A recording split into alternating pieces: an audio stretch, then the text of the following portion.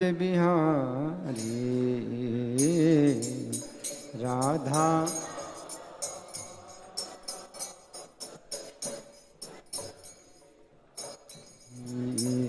जय राधा माधव जय कुंज बिहारी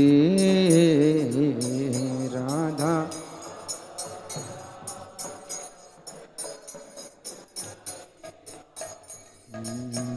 जय गोपी जन वल्लभ जय गिरिवर धारी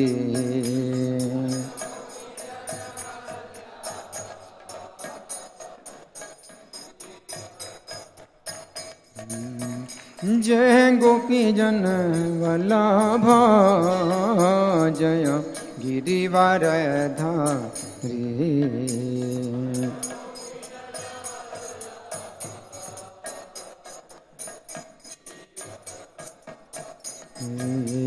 जय यशोदानंदन जय ब्रज जन रंजन यशोदा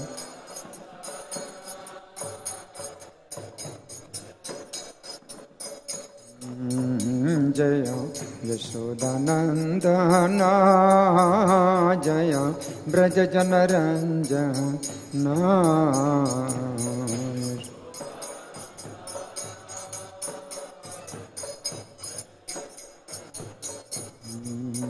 जय यमुना तीरवनचारी जय कुंज बिहारी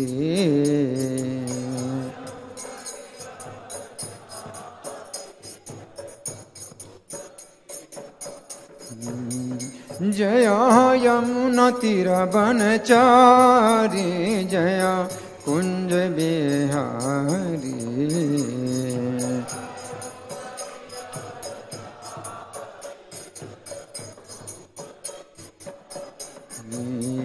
जय राधा माधव जय कुंज बिहारी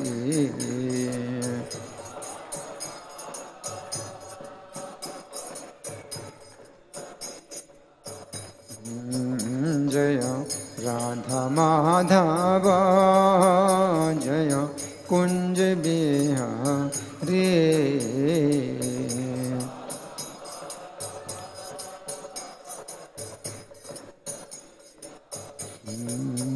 नितय गौर हरि बोल हरि बोल हरि बोल हरि बोल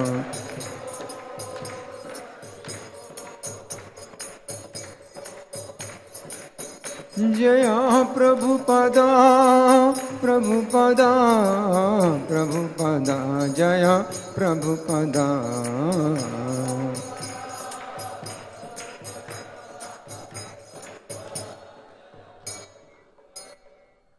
जय ओम विष्णुपाद परमहंस परिव्राजकाचार्य अष्टोत्तर श्री श्रीमद् डिवाइन ग्रेस अभय चरणारविंद भक्ति वेदांत स्वामी श्रील प्रभुपाद की जय नित्य लीला प्रविष्ट इस्कॉन फाउंडर आचार्य saviour of the whole world Shrila Prabhupada की जय नामाचार्य हरिदास ठाकुर की जय प्रेम से कहो श्री कृष्ण चैतन्य प्रभु नित्यानंदा श्री अद्वैत गदाधर श्रीवासादि गौर भक्त वृंद की जय श्री श्री राधा पार्थ सारथी ललिता विशाखा गोप गोपिका श्याम कुंड राधा कुंड गिरि गोवर्धन की जय श्री श्री गौरताई की जय श्री श्री सीताराम लक्ष्मण हनुमान की जय श्री श्री प्रहलाद नृसिंहदेव की जय श्री श्री यशोदा दामोदर की जय समवेत भक्त वृंद की जय अनंत कोटि वैष्णव वृंद की जय इस्कॉन वर्तमानाचार्य वृंद की जय श्री कार्तिक व्रत महामहोत्सव की जय श्री दीपदान महामहोत्सव की जय श्री भीष्म पंचक महामहोत्सव की जय। श्री कृष्ण रास यात्रा महामहोत्सव की जय। श्रीमती तुलसी शालिग्राम विवाह महामहोत्सव की जय। श्रीपाद निम्बारकाचार्य आविर्भाव तिथि महामहोत्सव की जय। गौर Premanandi. All glories to single devotees, all glories to single devotees, all glories to single devotees, all glories to Sri Guru and Gauranga. हरे कृष्णा। तो आपको आवाज़ साफ सुनाई पड़ रही है? सबको आवाज़ साफ सुनाई पड़ रही है? सबसे प्रार्थना है कि बातें ना करें आपस में। बच्चों को संभालिए। आपके साथ जो बच्चे हैं उनको बाहर ले जाइए या शांत करिए। बिल्कुल शांत रहें सब लोग और सुने बड़े ध्यान से। आज कार्तिक पूर्णिमा के अवसर पर श्री कृष्ण रास यात्रा है। तो भगवान की रास यात्रा होती है पूर्णिमा। तो अक्सर पूर्णिमा को भगवान की रास यात्रा होती है। तो रास यात्रा भगवान की जो रासलीला है ये कई बार हुई है। जब भगवान मथुरा चले गए तो इसका उल्लेख नहीं आता है कि मथुरा से भगवान आए वृंदावन, मथुरा से भगवान वृंदावन आए। यही उल्लेख आता है कि 100 साल के बाद ही भगवान फिर ब्रजवासियों से मिले या गोपियों से मिले। लेकिन गर्ग संहिता में ये वर्णन आता है कि भगवान मथुरा से भी आए। जब उद्धव जी को भेजा था अपना संदेश देने के लिए और उद्धव जी ने फिर लौट करके मथुरा में कृष्ण को बताया कि गोपियाँ कितनी विरह में व्याकुल हैं, तो भगवान आए, मथुरा से भगवान आए थे और राधा रानी से मिले, गोपियों से मिले और उस समय भी रासलीला हुई थी। तो ये जो प्रसंग है वो बहुत विस्तृत है, समय बहुत कम है, तो इसलिए केवल उतना ही हम चर्चा करेंगे जो कि रासलीला हुई थी। तो भगवान कदली वन में आए थे। राधा रानी कदली वन में उस समय स्थित थीं और राधा रानी ने तब से श्रृंगार नहीं किया था जब से भगवान चले गए थे। तो जब भगवान आए तब उस समय राधा रानी से मिले। कार्तिक पूर्णिमा की रात में गोपियों और राधिका के साथ रास मंडल में उपस्थित होकर साक्षात श्री कृष्ण ने मुरली बजाई। ये कथा सुना रहे नारद जी। कौन सुना रहे?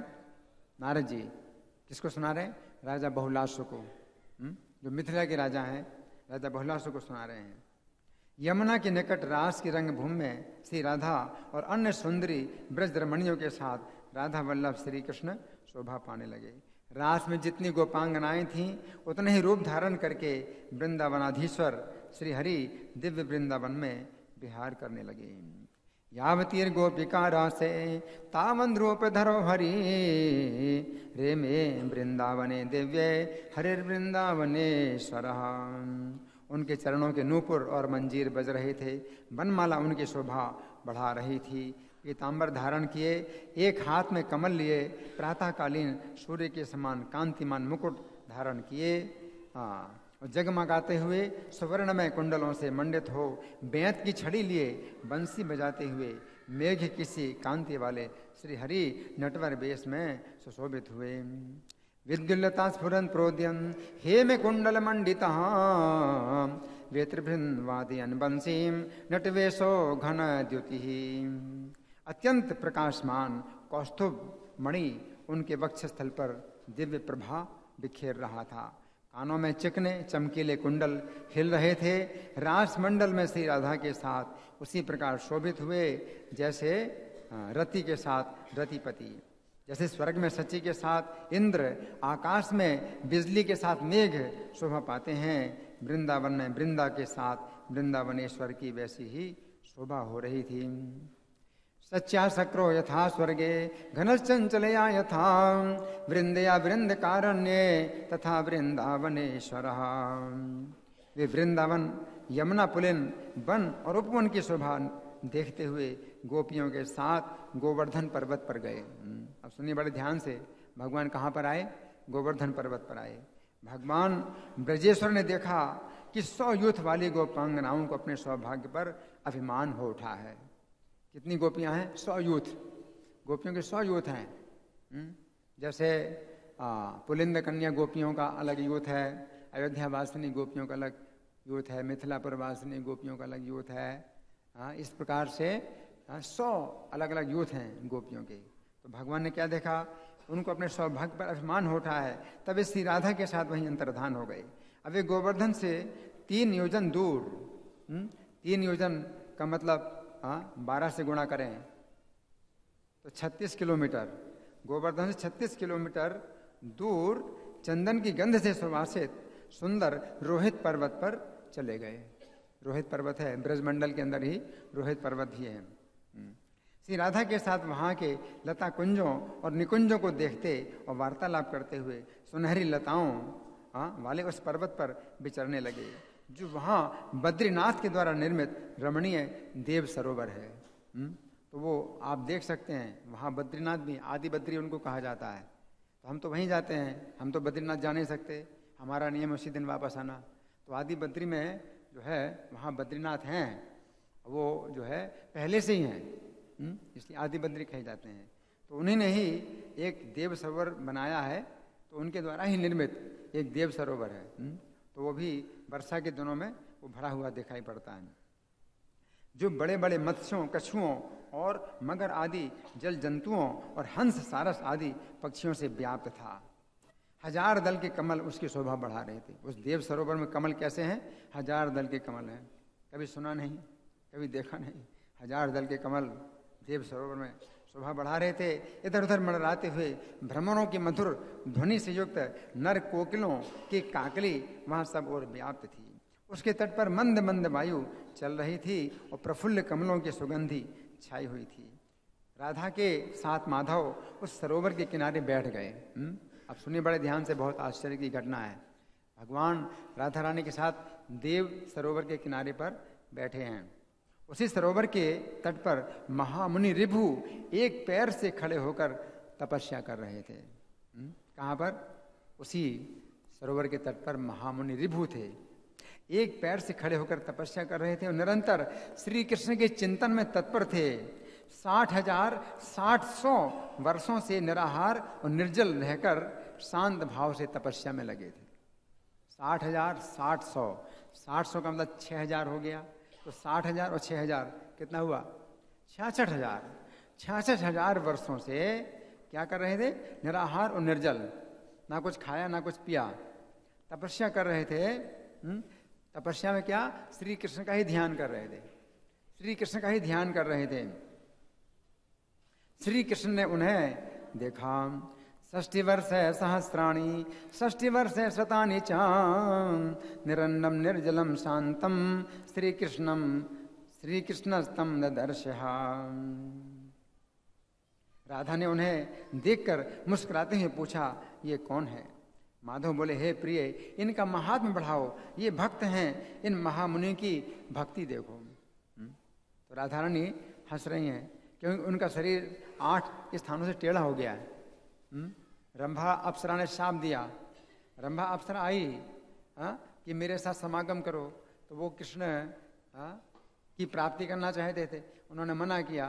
तो रंभा अप्सरा ने उनको शाप दे दिया कि तुम कुरूप हो जाओ, 8 अंगों से टेढ़े हो जाओ। तो जब चल रहे थे तो बड़ी टेढ़ी मेढ़ी चाल थी। तो राधा रानी हंसी, लेकिन कृष्ण ने कहा कि हंसना नहीं है, इनका महात्म बढ़ाओ, ये बहुत बड़े भक्त हैं, इनकी ओर देखो। ये कहकर श्री कृष्ण ने हे ऋभु ये नाम लेकर उच्च स्वर से पुकारा। अब ऋभु नहीं देख रहे हैं उनको, साक्षात राधा कृष्ण वहां पर हैं, लेकिन वो तो ध्यान में देख रहे हैं। तो ध्यान में देख रहे हैं तो कृष्ण को नहीं देख रहे हैं। तो कृष्ण ने उनका नाम लेके पुकारा, किंतु उन्होंने उनका वचन नहीं सुना। ध्यान में इतने तल्लीन है कि कृष्ण की आवाज भी नहीं सुन रहे हैं। तो आंखें तो बंद है, तो देख रहे नहीं, लेकिन कान से भी जो है आवाज जो है उनको सुनाई नहीं पड़ी, कृष्ण की आवाज नहीं सुनाई पड़ी। ये कहकर अच्छा, किंतु उन्होंने उनका वचन नहीं सुना, क्योंकि वे ध्यान की चरम अवस्था यानी समाधि में पहुंच गए थे। ऋभु मुनि समाधि में पहुंच गए थे। तब श्री हरि उस समय मुनि के हृदय से तत्काल तुरहित हो गए। तो फिर कृष्ण ने क्या किया?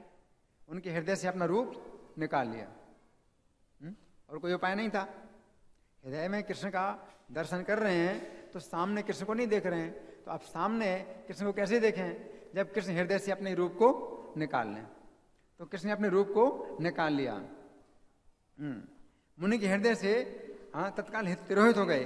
श्री हरि को ध्यान से निर्गत होने के कारण ना देखकर अत्यंत विस्मित हुए। अरे क्या हो गया।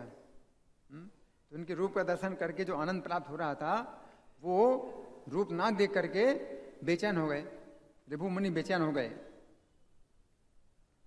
हरिस्तदा तन हृदयान बभूमासु तिरोहितः ध्यानात् गतम हरिम वीक्ष मुनीन्द्रश्चाति विस्मितः। ये आज के दिन की घटना है, कार्तिक पूर्णिमा की घटना है, इसलिए मैं सुना रहा हूं। फिर तो उन्होंने आंखें खोल दी और अपने सामने बिजली के साथ मेघ की भांति राधा के साथ श्री कृष्ण को देखा। राधा रानी कृष्ण के साथ कैसे हैं? जैसे मेघ के साथ बिजली। राधा रानी बिजली के समान है और कृष्ण मेघ के समान है। तो मेघ में बिजली टिकती नहीं है, लेकिन अगर ठहर जाए तो कैसा लगेगा। ऐसे कृष्ण जो है राधा रानी के साथ दिखाई दिए, विभु को दिखाई दिए। अपनी प्रभा से 10 दिशाओं को प्रकाशित कर रहे हैं। दर्शन किया। नेत्रोन्मील्य ददृशे श्री कृष्णम राधयागतम घनम चंचले बाढ़्यम रंजयंतम दिशो दश। ये देख वे हरि भक्ति परायण महात्मा शीघ्र उठे और राधा सहित श्री हरि की परिक्रमा करके मस्तक झुकाकर प्रणाम करते हुए उनके चरणों में गिर पड़े। फिर अत्यंत गदगद वाणी में श्री कृष्ण से बोले। उत्थाय सद्यो हरि भक्ति तत्परः प्रदक्षिणीकृत्य हरि सराधिकम प्रणम्य मूर्धना निपपात पादयोर उवाच कृष्णम बहुगदगदाक्षरः। ऋभु ने कहा श्री कृष्ण और कृष्णा को नमस्कार है। कृष्ण और कृष्णा, राधा रानी को कृष्ण कहते हैं। श्री कृष्ण और कृष्णा को नमस्कार है, श्री राधा और माधव को नमस्कार है। परिपूर्णतमा और परिपूर्णतम को नमस्कार है। राधा रानी क्या है? परिपूर्णतमा और कृष्ण परिपूर्णतम। परिपूर्णतमा और परिपूर्णतम को नमस्कार है। नमः कृष्णाय कृष्णाय राधाय माधवाय च परिपूर्णतमाय च परिपूर्णतमाय च। देव घनश्याम और श्यामा को सदा नमस्कार है। रासेश्वर तथा रासेश्वरी को नित्य निरंतर बारंबार नमस्कार है। घनश्यामाय देवाय श्यामाय सततम नमः रासेश्वराय सततम रासेश्वर्य नमो नमः। गोलोकातीत लीला वाले श्री कृष्ण को और लीलावती श्री राधा को बारंबार नमस्कार है। असंख्य ब्रह्मांडों की देवी और असंख्य ब्रह्मांडों की निधि को नमस्कार है। गोलोकातीत लीलाएं। ये क्या आवाज हो रही है? अच्छा, तो हम कुछ कर नहीं सकते इसमें। गोलोकातीत लीलाएं लीलावत्य नमो नमः असंख्यांडादिदेव्य च संख्यांड निधये नमः। आप दोनों भूभार हरण करने के लिए इस भूतल पर अवतीर्ण हुए हैं और मुझे शांति प्रदान करने के लिए यहाँ पधारे हैं। परस्पर संयुक्त विग्रह वाले आप दोनों श्री राधा और श्री हरि को मेरा नमस्कार है। भूभार हाराय भवम गताभ्याम मच्छांतये चात्र समागताभ्याम परस्परम संधित विग्रहाभ्याम नमो युवाभ्याम हरि राधिकाभ्याम। नारद जी कहते हैं, हे राजन, यों कहकर श्री कृष्ण के चरण कमलों में नेत्रों से प्रेम अश्रु की वर्षा करते हुए महामुनि ऋभु ने अपने प्राण त्याग दिए। क्या किया उन्होंने? भगवान के चरण कमलों में अपने नेत्रों के प्रेम अश्रुओं की वर्षा करते हुए अपना शरीर त्याग दिया, अपने प्राण त्याग दिए। इत्युक्त्वा कृष्ण पादाब्जे प्रक्षरन् बाष्पलोचनः प्रेमानंद समायुक्तो जहो प्राणान महामुनिः। उसी समय उनके शरीर से, अब सुनिए बड़े ध्यान से, उस समय उनके शरीर से 10 सूर्यों के समान ज्योति निकली। उनके शरीर से 10 सूर्यों के समान ज्योति निकली और 10 दिशाओं में घूमती हुई श्री कृष्ण में लीन हो गई। अभी भी बात पूरी नहीं हुई है, सुनिए बड़े ध्यान से। क्या हुआ? उनके शरीर से 10 सूर्यों के समान ज्योति निकली और श्री कृष्ण में लीन हो गई। तदैव निर्गतम ज्योतिर 10 सूर्य समय प्रभम परिभ्रम 10 दिशा श्री कृष्ण लीनताम गतम। अपने भक्त की ये प्रेम लक्षणा भक्ति देखकर श्री कृष्ण ने अपने नेत्रों से आनंद के आंसू बहाते हुए बड़े प्रेम से उनका नाम लेकर पुकारा। तब श्री कृष्ण का सा रूप धारण किए वे मुनि श्री कृष्ण के चरण कमल से पुनः प्रकट हुए। उनको आध्यात्मिक शरीर कैसे प्राप्त हुआ? श्री कृष्ण के चरण से ही प्रकट हुए। उनका शरीर जो है कृष्ण जैसा शरीर हुआ। उस समय उनका सौंदर्य करोड़ करोड़ कंदर्पों को तिरस्कृत कर रहा था और वे विनय से सिर झुकाए हुए खड़े थे। तो कृष्ण जैसा रूप प्राप्त हो गया, लेकिन वो कृष्ण नहीं बनते हैं, वो कृष्ण के सेवक बनते हैं। पुनः श्री कृष्ण पादाब्जात कृष्ण सारूप्यवान मुनि निर्गतः कोटि कंदर्प सन्निभोति नताननः। श्री कृष्ण ने उन्हें भुजाओं में भरकर हृदय से लगा लिया और आश्वासन देकर अपना दिव्य हाथ उनके मस्तक पर रखा। भगवान ने क्या किया? अपना दिव्य हाथ उनके मस्तक पर रखा। दोर्भ्याम प्रगृह्य हृदय तम निधाय कृपा करः आश्वास्य कल्याण करम करम दिव्यम दधारः। हे राजन, तत्पश्चात श्री कृष्ण और श्री राधा की परिक्रमा करके उन्हें प्रणाम कर मुनिवर रिभु एक मनोहर विमान पर आरूढ़ हो अपने तेज से दिशाओं को प्रकाशित करते हुए गोलोक धाम को चले गए। प्रदक्षिणीकृत्य हरिम चराधिकाम प्रणम्य चारो यरतम मनोहरम गोलोक लोकम प्रेया विभुर्मुनिर विरंजयन मैथिल मंडलम दिशाम। महामुनि रिभु को ये पराभक्ति, महामुनि रिभु की ये पराभक्ति देखकर वृषभानु नंदिनी श्री राधिका को बड़ा विस्मय हुआ। वे बहुत देर तक आनंद के आंसू बहाती रहीं। राधा रानी भी विस्मय और आनंद में आंसू बहुत देर तक बहाती रहीं, है ना। ये आज के दिन की घटना है।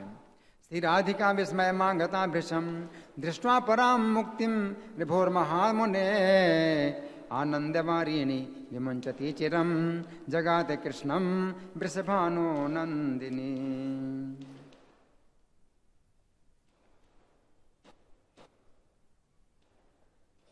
तो ये घटना तो श्री कृष्ण रास यात्रा की है। अब एक घटना है आज के दिन जो हुई तुलसी शालिग्राम विवाह। तो ये घटना बहुत प्रसिद्ध है कि भगवान ने तुलसी का पातिव्रत्य खंडित किया और भगवान धर्म की सूक्ष्म रूप को जानते हैं। भगवान में कोई अधर्म नहीं होता है, भगवान के द्वारा कोई अधर्म नहीं होता है। भगवान धर्म की मूर्ति हैं। तो उनके द्वारा जब तुलसी के पातिव्रत्य का खंडन हुआ तो ये घटना इस प्रकार की है। जो चंड संघचूड़ उसका जो पति था तो वो देवताओं का शत्रु था और देवताओं की रक्षा के लिए भगवान पातिव्रत्य तुलसी का पातिव्रत्य खंडित करते हैं ताकि संघचूड़ का फिर शिव जी के द्वारा निधन होता है। तो नारद जी सुन रहे हैं, ये कथा नारद जी सुन रहे हैं।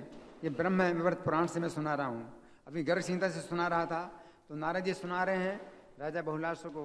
अब ब्रह्म विवर्त पुराण में नारायण ऋषि सुना रहे हैं नारद जी को।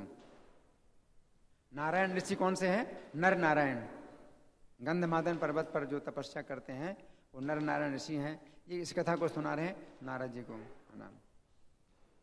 तो नारद जी ने कहा कि प्रभु भगवान नारायण ने कौन सा रूप धारण करके तुलसी से हास विलास किया, ये प्रसंग मुझे बताने की कृपा करें। तो भगवान नारायण ऋषि कहते हैं कि हे नारद, भगवान श्री हरि ने वैष्णवी माया फैलाकर संघचूड़ से कवच ले लिया। तो संघचूड़ के पास जो वैष्णव कवच था वो भगवान जो है संगचूड़ से ले लेते हैं, एक ब्राह्मण का वेश धारण करके दान मांगते हैं। और ब्राह्मण को जो है, जो राजा लोग होते हैं कभी मना नहीं करते हैं, तो वो कवच मांग लिया। तो कवच से उसकी रक्षा होती थी, तो कवच मांग लिया। उसके बाद संगचूड़ का ही रूप धारण करके साध्वी तुलसी के घर पहुंचे। तुलसी घर पहुंचे, उसकी पत्नी घर पहुंचे। तुलसी के महल के दरवाजे पर दुंदुभी बजवाई। तुलसी को पूरा ये विश्वास दिलाने के लिए कि उसके पति ही आए हैं, तो दुंदुभी बजवाई, मतलब विजय दुंदुभी। ये जो है आभास कराने के लिए कि तुम्हारा पति विजय प्राप्त करके आया है।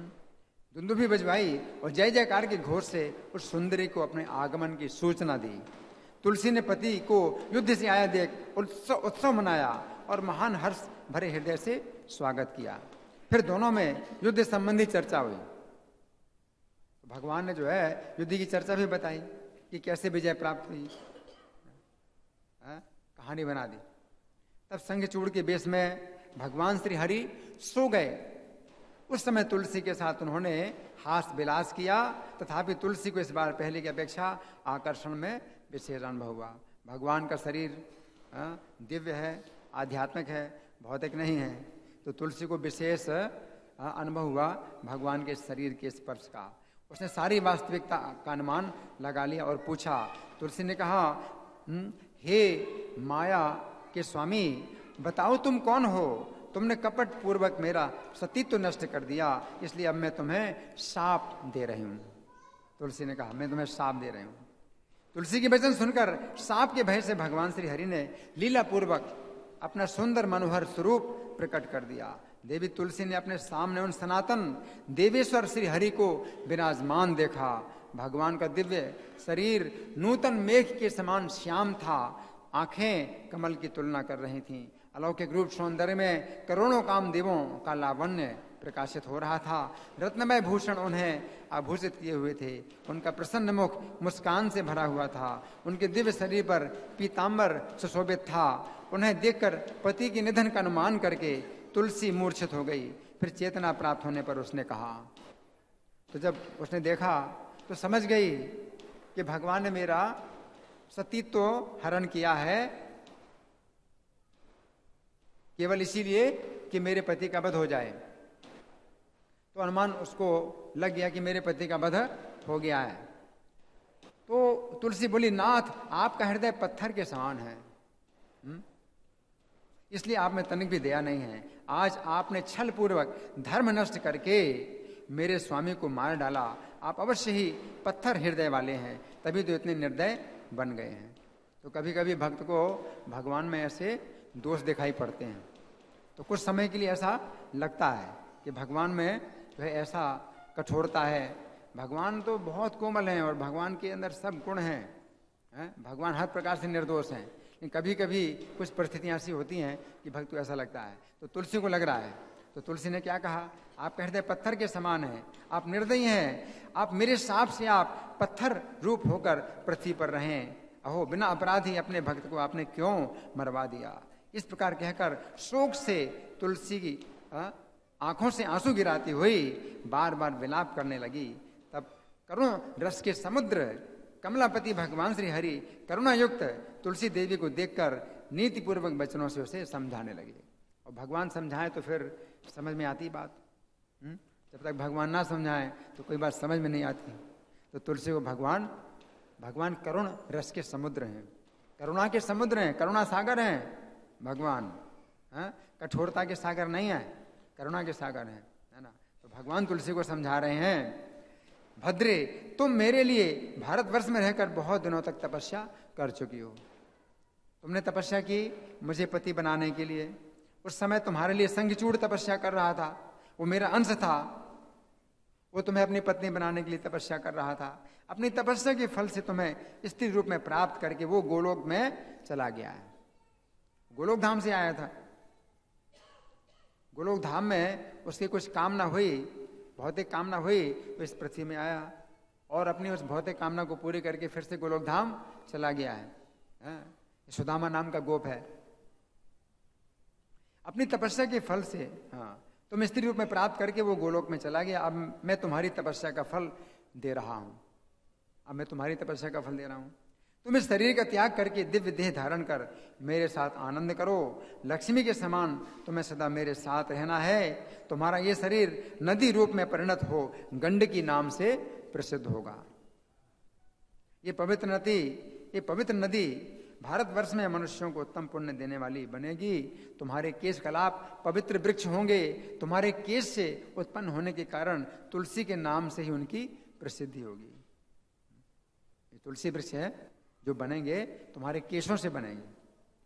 तीनों लोकों में देवताओं की पूजा के काम में आने वाले जितने भी पत्र और पुष्प हैं उस सब में तुलसी प्रधान मानी जाएगी। स्वर्ग लोक, मर्त लोक, पाताल और वैकुंठ लोक में सर्वत्र तुम मेरे निकट रहोगी। तुलसी के वृक्ष सब पुष्पों में श्रेष्ठ होंगे। तुलसी वृक्ष के नीचे के स्थान परम पवित्र और पुण्यदायक होंगे। अतएव वहां संपूर्ण तीर्थों और समस्त देवताओं का भी अधिष्ठान होगा। तुलसी पत्र के जल से जिसका अभिषेक हो गया उसे संपूर्ण तीर्थों में स्नान करने और समस्त यज्ञों को करने का फल मिल गया। हजारों घड़े अमृत से नहलाने पर भी भगवान श्री हरि को उतनी तृप्ति नहीं होती है जितनी वे मनुष्यों के तुलसी का एक पत्ता चढ़ाने से प्राप्त करते हैं। हरि बोल।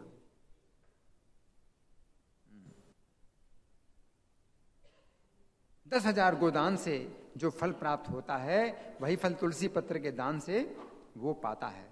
जो मृत्यु के समय मुख में तुलसी पत्र का जल पा जाता है वो संपूर्ण पापों से मुक्त होकर भगवान विष्णु के लोक में चला जाता है। जो मनुष्य नित्य प्रति भक्ति पूर्वक तुलसी का जल ग्रहण करता है वही जीवन मुक्त है और उसे गंगा स्नान का फल मिलता है। जो मानव प्रतिदिन तुलसी का पत्ता चढ़ाकर मेरी पूजा करता है वो 1,00,000 अश्वमेध यज्ञों का फल पाता है। कितना? 1,00,000 अश्वमेध यज्ञों का फल पाता है। जो मानव तुलसी को अपने हाथ में लेकर और शरीर पर रखकर तीर्थों में प्राण त्यागता है वो विष्णु लोक में चला जाता है। तुलसी काष्ठ की माला को गले में धारण करने वाला पुरुष, हम लोग करते हैं ना धारण, तुलसी काष्ठ की माला गले में धारण करने वाला पुरुष पद पद पर अश्वमेध यज्ञ के फल का भागी होता है, इसमें संदेह नहीं। तुलसी काष्ठ की माला धारण करके एक एक कदम चलते हैं तो एक एक कदम पर अश्वमेध यज्ञ का फल प्राप्त होता है। इस तरह से भगवान ने तुलसी के साथ विवाह किया था। तो ये कथा हमने सुनी। आज श्रीपाद निम्बार्काचार्य का आविर्भाव दिवस है। हमारे वैष्णव कैलेंडर में इनका तिरुभाव नहीं आता, तो साल में केवल एक ही दिन आता है कि हम इनको याद करें। तो इनके विषय में कुछ मैं चर्चा पढ़ के सुना रहा हूँ। श्री निम्बार्काचार्य ने श्री चैतन्य के अवतरण से लगभग 300 वर्ष पूर्व कृष्ण भावनामृत का प्रचार किया। श्री चैतन्य का जन्म हुआ था 1486 में, तो उसके भी 300 साल पहले इनका जन्म हुआ था। नवदीप धाम महात्म्य में श्रील भक्ति विनोद ठाकुर बताते हैं कि निम्बार्क ने पूर्वतः बिल्व पक्ष रुद्रद्वीप, नवद्वीप के अंदर रुद्रद्वीप में शिव जी की उपासना की थी। शिव जी ने निम्बार्क के समक्ष प्रकट होकर उन्हें आज्ञा दी कि समीप स्थित ध्यानस्थ 4 कुमारों से दीक्षा ग्रहण करें। तो कुमार संप्रदाय में ये निम्बार्काचार्य आते हैं। तो शिव जी ने उनको आज्ञा दी कि आप 4 कुमारों से दीक्षा प्राप्त करिए, ज्ञान प्राप्त करिए। निम्बार्क ने राधा कृष्ण मंत्र प्राप्त किया। किससे? 4 कुमारों से। 4 कुमारों से राधा कृष्ण मंत्र प्राप्त किया और नवद्वीप में ही वास करते रहे। सनत कुमार संहिता में जो शिक्षाएं दी गई हैं उनका पालन करते हुए इन्होंने प्रगाढ़ प्रेम सहित राधा कृष्ण की आराधना की और निम्बार्क के समक्ष राधा कृष्ण प्रकट हुए और फिर युगल किशोर ने उनके समक्ष श्री गौरांग महाप्रभु के रूप में अपना मिलित रूप प्रदर्शित किया। देखो, श्री चैतन्य के अवतार के 300 साल पहले ही श्री चैतन्य ने अपना दर्शन दिया उनको। पहले राधा कृष्ण के रूप में दर्शन किया, तो राधा कृष्ण मिलित हो गए और एक चैतन्य, है ना। इस प्रकार से निम्बार्क ने दर्शन किया। गौरांग महाप्रभु ने कहा, हे निम्बार्क, भविष्य में मैं जब अपना संकीर्तन आंदोलन आरंभ करूंगा, मैं स्वयं अचिंत भेदा भेद तत्व के पूर्ण दिव्य सिद्धांत का प्रचार करूंगा और मैं मध्व संप्रदाय, रामानुज संप्रदाय और विष्णु स्वामी संप्रदाय के सिद्धांतों का सार ग्रहण करूंगा और निम्बार्क तुमसे मैं 2 महत्वपूर्ण सिद्धांत लूंगा। तो चारों वैष्णव संप्रदायों के 2-2 सिद्धांत लेकर के श्री चैतन्य ने अपना सिद्धांत बनाया है ना। तो चारों वैष्णव सिद्धांत जो है मिल करके ये सिद्धांत जो है श्री चैतन्य का सिद्धांत बनता है। तो 2 सिद्धांत जो निम्बार्क संप्रदाय से लिए श्री चैतन्य ने, वो कौन से हैं? पहला, श्रीमती राधा रानी की शरण ग्रहण करने की अनिवार्यता, आवश्यकता। श्रीमती राधा रानी की शरण ग्रहण करने की आवश्यकता, एक सिद्धांत ये है। और दूसरा, श्री कृष्ण के प्रति ब्रज गोपियों के प्रेम का महान सम्मान, ब्रज गोपियों का। आराध्यो भगवान ब्रजेश तनयस तद्धाम वृंदावनम रम्या काचित उपासना ब्रज बधु वर्गेण या कल्पिता। तो वो उपासना जो है, जो ब्रज बधुओं ने जो आविष्कार किया है, तो वो जो है रम्या उपासना है, रम्या आनंद देने वाली उपासना है। निम्बार्क को उपदेश देने के बाद गौरांग प्रभु अंतर्धान हो गए और स्नेह के आंसू गिराते हुए निम्बार्क ने अपना प्रचार कार्य प्रारंभ करने हेतु नवद्वीप त्याग दिया। चैतन्य लीला में निम्बार्काचार्य केशव कश्मीरी के रूप में प्रकट हुए और साक्षात निमाई पंडित से भगवत प्रेम प्राप्त किया। तो 300 साल पहले निम्बार्क आचार्य जो थे, वही केशव कश्मीरी उसी संप्रदाय में केशव कश्मीरी पंडित के नाम से प्रकट हुए और श्री चैतन्य के द्वारा शास्त्रार्थ में पराजित हुए। श्री चैतन्य से फिर प्रेम प्राप्त किया। गौड़ी सिद्धांतों और निम्बार्क सिद्धांतों में बहुत समानताएं हैं। निम्बार्क के अनुयायी भी शरणागति की 6 विधियों को स्वीकार करते हैं, भक्ति के 9 अंगों का अभ्यास करते हैं और 10 मूल में विश्वास करते हैं। गौड़ी सिद्धांत के भी 10 मूल है। वे भी वृंदावन में राधा व कृष्ण की उपासना करते हैं। वे सर्वोत्कृष्ट भक्ति के रूप में श्रीमती राधा रानी की आराधना करते हैं तथा वे श्री कृष्ण के प्रति गोपियों के प्रेम को सर्वोच्च मानते हैं।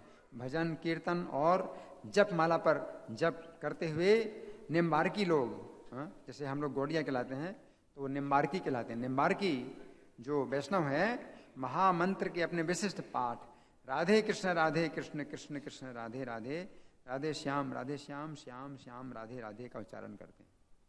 तो इनका भी 16 नाम का मंत्र है। इस प्रकार से वृंदावन में गोवर्धन से लगभग 1 मील दूर नीम गांव नामक एक गांव है जो निम्बार्काचार्य के नाम पर आधारित है, जहां ये बाल्यकाल से रहते थे और आगे चलकर इन्होंने वहां पर भजन संपन्न किया। वृंदावन में राधा कृष्ण की अधिकांश लीला स्थलियों का अनुरक्षण आजकल निम्बार्क संप्रदाय द्वारा किया जा रहा है। मथुरा वृंदावन में असंख्य भक्त निम्बार्क भक्ति मार्ग का पालन करते हैं। वृंदावन में लोई बाजार से कुछ दूरी पर रेतिया बाजार में स्थित श्रीजी मंदिर निम्बार्क संप्रदाय का केंद्र स्थल है। तो श्रीजी मंदिर जो बहुत प्रसिद्ध है, निम्बार्क संप्रदाय के लोग ही उसमें पूजा करते हैं। श्रीपाद निम्बार्काचार्य आविर्भाव तिथि महामहोत्सव की। आज कार्तिक का अंतिम दिन है और कार्तिक महात्म में बहुत सी कथाएं हैं। दीपदान की भी बहुत महिमा है, तो इतना समय नहीं हमारे पास में, लेकिन कार्तिक महात्म से हमने कई कथाएं स्थान स्थान पर सुनाई हैं।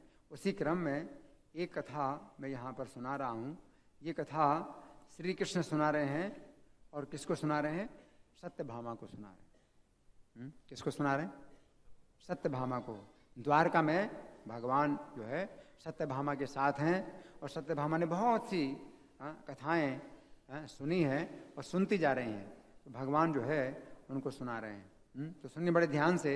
श्री कृष्ण बोले, अवंतीपुर में यानी उज्जैन, अवंतीपुर यानी उज्जैन में ब्राह्मण कर्म से रहित पाप युक्त कर्म वाला अत्यंत दुष्ट बुद्धि धनेश्वर नाम का एक ब्राह्मण रहता था। एक ब्राह्मण था लेकिन बहुत दुष्ट और पाप कर्म करने वाला था, ब्राह्मण कर्मों से रहित था। पुरावंती पुरे कश्चिन विप्र आसीत् धनेश्वर ब्रह्म कर्म परिभ्रष्टा पाप कर्मा सुदुर्मति। वो क्या करता था? जीविका करता था, व्यवसाय करता था। किस चीज का? रस, कंबल, चर्म, यानी चर्म चमड़ा, इनका व्यापार करके जीविका कमाता था। और चोर का संग, वेश्यागमन और सुरापान करता था। सुरापान यानी शराब पीता था। उसका मन संताप युक्त रहता था। एक बार धनेश्वर खरीदने बेचने के निमित्त देश देशांतर में फिरता हुआ माहिष्मती नगरी को गया। राजा महिष द्वारा बसाई गई थी, इसी से उसका नाम माहिष्मती पड़ा। पापों का नाश करने वाली नर्मदा उस नगरी की परीक्षा हो रही थी। नर्मदा नगरी से घिरा हुआ है, नर्मदा नदी से घिरा हुआ है। माहिष्मतीपुर जो नगर है वो नर्मदा नदी से घिरा हुआ है। और नर्मदा नदी बहुत पवित्र नदी है। वहां धनेश्वर अनेक गांवों से आए हुए कार्तिक व्रत करने वालों को देखकर 1 महीना वहां रहा। तो वो कुछ नहीं जानता था। वो अपने व्यापार के काम से गया था। तो नर्मदा के तट पर जो है उसने देखा तो कार्तिक के महीने में बहुत लोग वहां एकत्रित हुए। तो वो देखता रहा, उनको देख रहा। 1 महीना वो वहीं पर रहा। कार्तिकेय व्रतनस्तत्र नाना ग्राम गतान नरान सदृष्ट्वा विक्रयम कुर्वन् मासमेकम उवासय सः। वो माल बेचने के लिए नित्य नर्मदा नदी के तट पर भ्रमण करता था। नहाकर जप और पूजा में लगे हुए ब्राह्मणों को वो देखता था, जैसे उसने कभी देखा नहीं।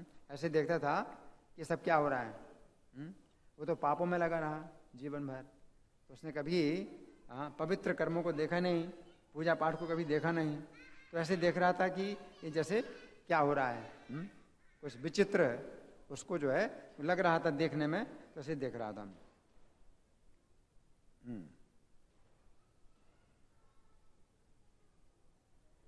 कोई पुराण पढ़ रहे हैं, कोई पुराणों के सुनने में लगे हैं, विष्णु के नृत्य गान और बाजा बजाने में लगे हुए हैं। ये सब जो है वो देख रहा है, उसको सब कुछ नया जैसा लग रहा है। कांश्चित् पुराणम पठता कांश्चिच्च श्रवणे रतान नृत्य गायन वादित्र विष्णु श्रवण तत्परान। किसी को विष्णु की मुद्रा से अंकित और तुलसी की माला धारण किए लोगों को देखकर धनेश्वर कौतुक युक्त मन वाला हो गया। उसको बड़ा कौतुक लगा कि ये भी जो है ऐसा भी कोई जीवन होता है क्या। वो ऐसे सोच रहा है, ये भी एक जीवन, एक प्रकार का जीवन ये भी है, ऐसे सोच रहा है वो। विष्णु मुद्रांकितान कांचन माला तुलसी धारिणाम ददर्श कौतुकाविष्ट तत्र तत्र धनेश्वर। उसको पता नहीं था कि उसकी कितनी बड़ी रक्षा हो रही है केवल देखने मात्र से। मतलब पूजा को देखने से भी आपको जो है छठा फल प्राप्त हो जाता है, 1/6 हिस्सा, यानी 16%। आप पूजा देखते हैं, जब पाठ कीर्तन देखने से भी आपको 16% फल प्राप्त हो जाता है देखने मात्र से। इसका जो है मतलब बड़ा फल है, बड़ा महात्म्य है। और वो पापी जीवन भर उसने पाप किए है ना, उसका ये जो पुण्य है ये वहाँ चित्रगुप्त के खातों में लिखा नहीं जाता है कि बड़ा सूक्ष्म है, ये बड़ा सूक्ष्म है। चित्रगुप्त के खातों में जो है सबको लिखा जाता है पाप पुण्य। ये इस प्रकार का जो पुण्य है किसी को मिलता है तो वो चित्रगुप्त के खाते में नहीं लिखा जा रहा है, इसकी बड़ी रक्षा हो रही है। नित्य भ्रमण करते हुए धनेश्वर को वैष्णवों के दर्शन, स्पर्श और संभाषण से विष्णु के नाम का स्मरण होने लगा। तो वैष्णवों का दर्शन करता है, उनसे बातचीत करता है। हालांकि बातचीत तो करता अपने व्यापार की और कुछ माल दिखाता है, इस प्रकार से स्पर्श भी होता है। नित्यम परिभ्रमण तत्र दर्शन स्पर्श भाषणाम वैष्णवानाम तथा विष्णोर नाम संस्मरणम लभन। 1 महीना रहकर धनेश्वर कार्तिक की उद्यापन विधि और भक्ति सहित हरि का जागरण भी देखता रहा। तो आज के दिन जो है उन्होंने जो कुछ भी देखा, जो कुछ भी किया, धनेश्वर ने वो भी देखा। तो पूरा कार्तिक का महीना वो जो है वहां रहा। एवं मासम स्थितः सोऽथ है कार्तिकोद्यापने विधिम क्रियमाणम दर्शा सौ भक्त्या जागरणम हरे। तब पौर्णमासी को, यानी आज है ना पौर्णमासी, पौर्णमासी को ब्राह्मण और गौ का पूजन आदि व्रत करने वाले पुरुषों की दी हुई दक्षिणा को और भोजन आदि को भी देखा। पौर्णमास्याम ततो पश्यन् विप्रगो पूजनादिकम दक्षिणा भोजनाद्यम चा दीयमानम व्रत स्थित। तो वो देख रहा था, भोजन करा रहे हैं ब्राह्मणों को, वो कुछ नहीं कर रहा था, खाली देख रहा था। तब सूर्यास्त होने के समय दीपदान की विधि भी धनेश्वर ने देखी। जब सूर्यास्त हो गया तो दीपदान भी हुआ। अंतिम दिन था, आज अंतिम दिन है, आज दीपदान होगा, है ना। तो सूर्यास्त होने के बाद दीपदान को भी देखा। तो सब कुछ उसको नया लग रहा है। ततोर्कास्तमये चैव दीपोत्सव विधिम तदा क्रियमाणम ददर्शासो प्रीत्यर्थम त्रिपुरे द्विषहा।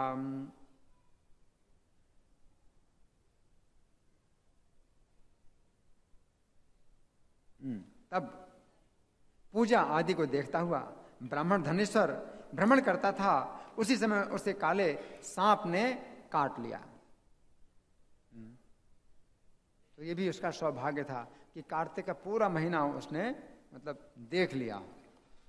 उसके बाद उसकी मृत्यु हुई। काले सांप ने उसे काट लिया और वो व्याकुल होकर गिर पड़ा। तथा पूजादिकं पश्यन् बभ्राम साधनेश्वर तावत् कृष्णाहिना दष्टो विह्वला सापपात। उसे गिरा हुआ देखकर कृपा युक्त हो बहुत से मनुष्यों ने घेर लिया। उस समय तुलसी युक्त जल उसके मुख में डाला।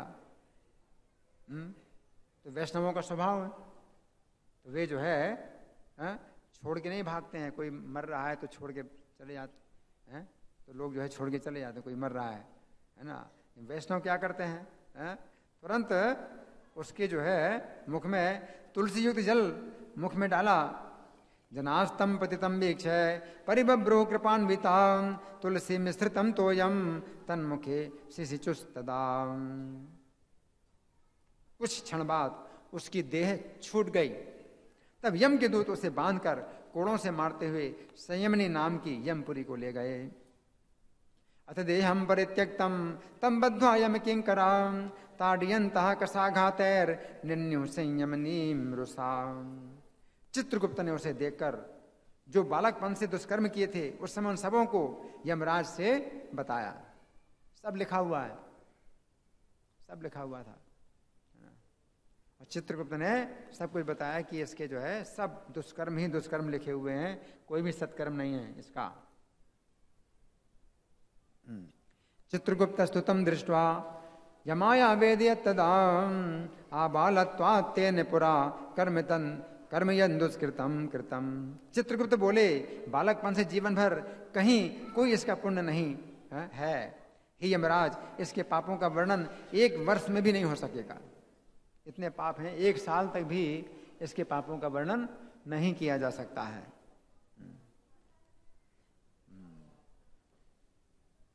नैवास्य दृश्यते किंचिन आबाल्यात् सुकृतम क्वचिन दुष्कृतम शक्यते वक्तुम वर्षेणापि न भास्करे।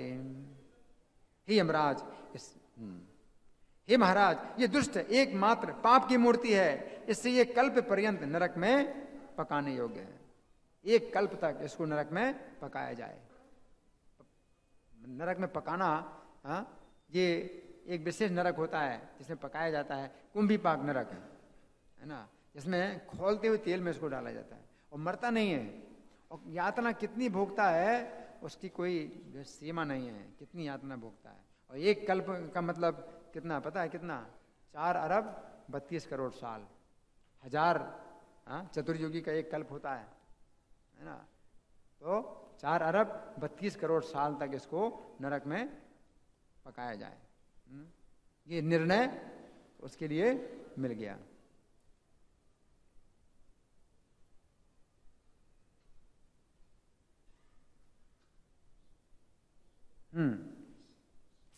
पाप मूर्तिरयं दुष्टः केवलम दृश्यते विभो तस्मादाकल्प मर्यादम नरये परिपच्यताम। श्री कृष्ण ने कहा कि भयंकर काल के समान अपना रूप दिखाते हुए यम अपने सेवकों से वज्र के समान वचन बोले। यमराज जो है बहुत क्रोधित होकर के यमदूतों से बोले। वज्रतुल्यम बचा क्रोधान यमाप्राह सुकिंकरान दर्शन आत्मनो रूपम तच्च कालाग्नि सन्निभम। उन्होंने कहा, हे यमदूतो, इसे अपने मुद्गर से मारते हुए ले जाकर कुंभीपाक नरक में डाल दो। ये दुष्ट है, इसका मुंह देखना भी पाप है। यमराज ने कहा, भो प्रेत पत्यस्त्वेनम वद्यमानम समुद्गरे कुंभीपाके छिपे 400 दुष्टः कलमसे दर्शनः। तब मुद्गर से उसका मस्तक फोड़ते हुए धनेश्वर को यमदूत तेल के ओंटने की चिरचराहट युक्त कुंभीपाक नरक में डाल देते हैं।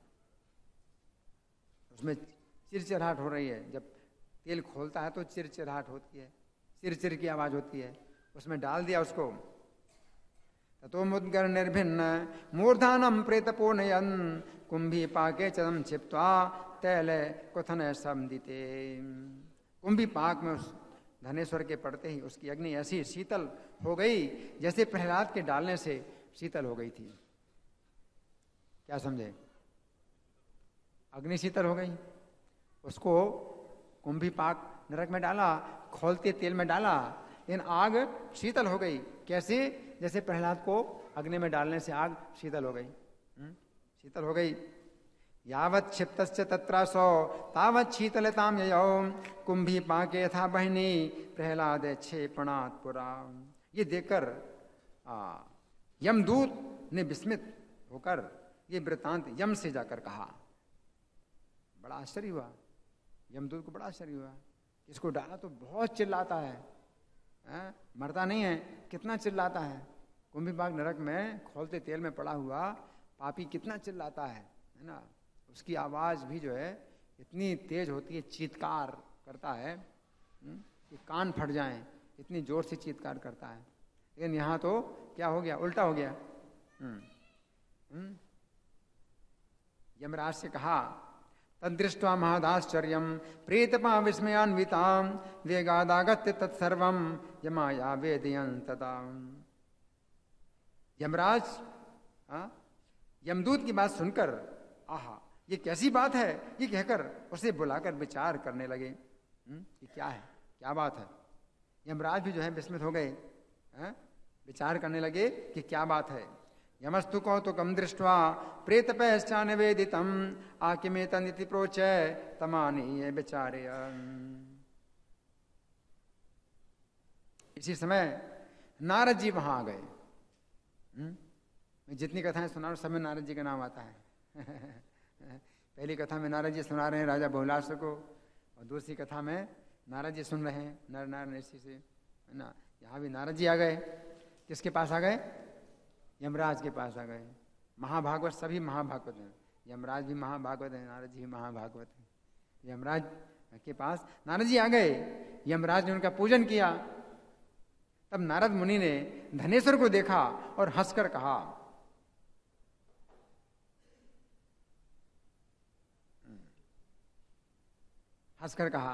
नारद जी ने हंसकर कहा, हे सूर्य पुत्र। यमराज किसके पुत्र हैं? सूर्य के पुत्र हैं। हे सूर्य पुत्र, ये नरक भेजने योग्य नहीं है। उसको देख करके ही नारद जी कहा, ये नरक में भेजने योग्य नहीं है, क्योंकि इसने नरक को दूर करने वाला कर्म किया है। इसने क्या किया है? नरक को दूर करने वाला कर्म किया है। नेवायम निर्यान भोक्तुम अहो हरुण नंदन यस्मादंते से संजातम कर्मयन निर्यापहम।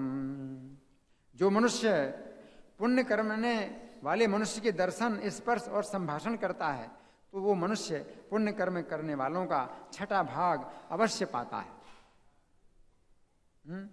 छठा भाग तो कितना उसने पा लिया? पूरा महीना देखता रहा, तो कितना उसको जो है पुण्य मिल गया।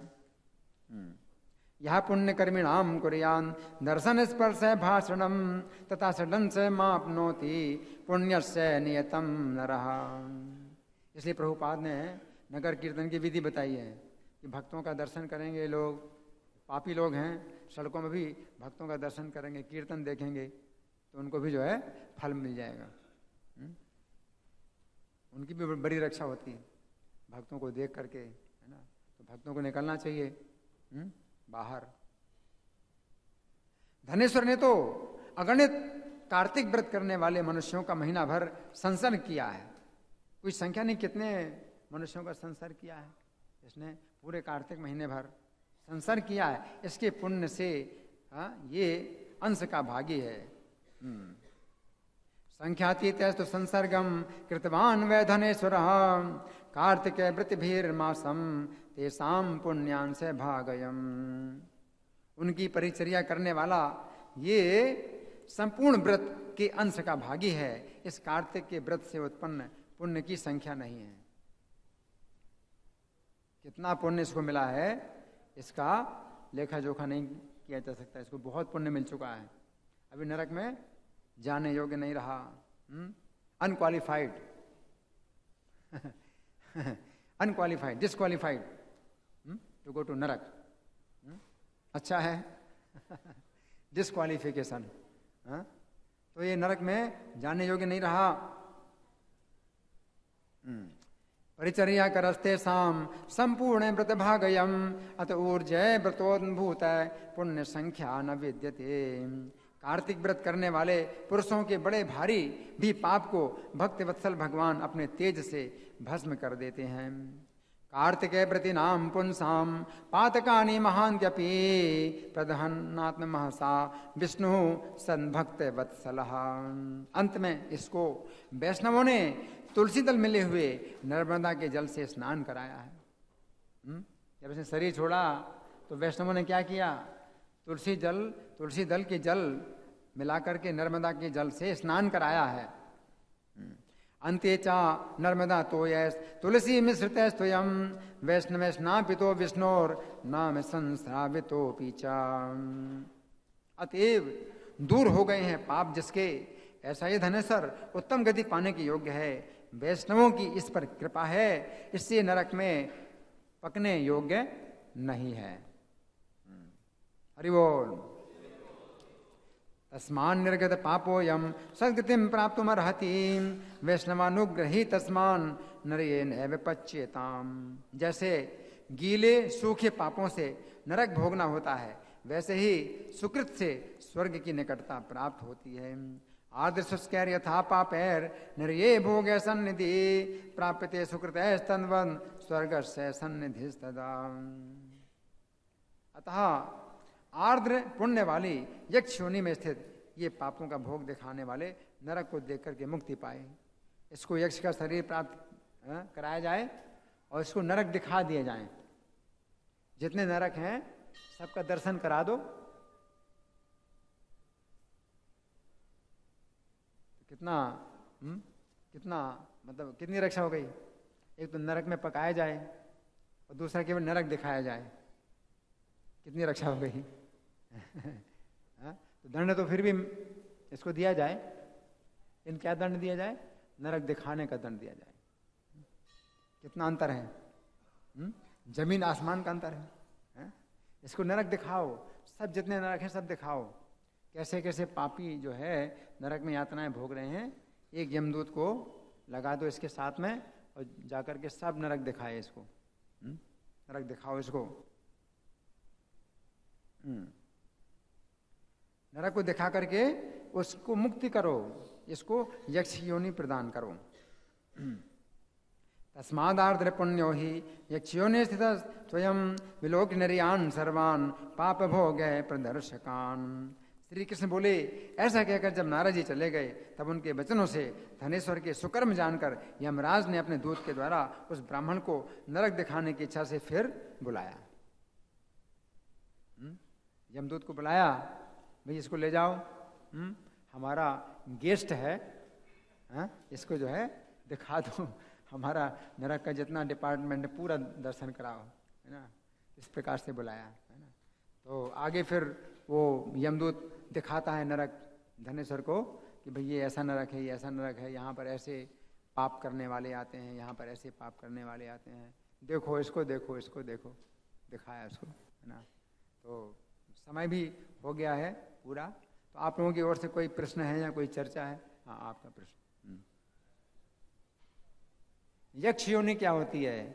यक्ष योनि और राक्षसों की योनि, ये जो है एक प्रकार की योनि है जो ब्रह्मा जी से उत्पन्न हुई थी। यक्ष और राक्षस ये लोग इंद्रिय तृप्ति में लगे रहते हैं और इनको कई प्रकार के सुख भोग भी प्राप्त होते हैं। तो ये जो है यक्ष, ऐसे यक्ष होते हैं। लेकिन यक्ष की योनि में भी या राक्षस की योनि में भी अगर किसी के भक्ति के संस्कार हैं तो वो भक्त बन सकता है। जैसे राक्षस योनि में विभीषण महान भक्त थे, तो इससे कुछ बाधा नहीं है, भक्ति में कोई बाधा नहीं पड़ती। लेकिन वैसे संगति तो खराब होती है। यक्षों के राजा कुबेर हैं। ध्रुव महाराज का युद्ध हुआ था यक्षों के साथ में, है ना।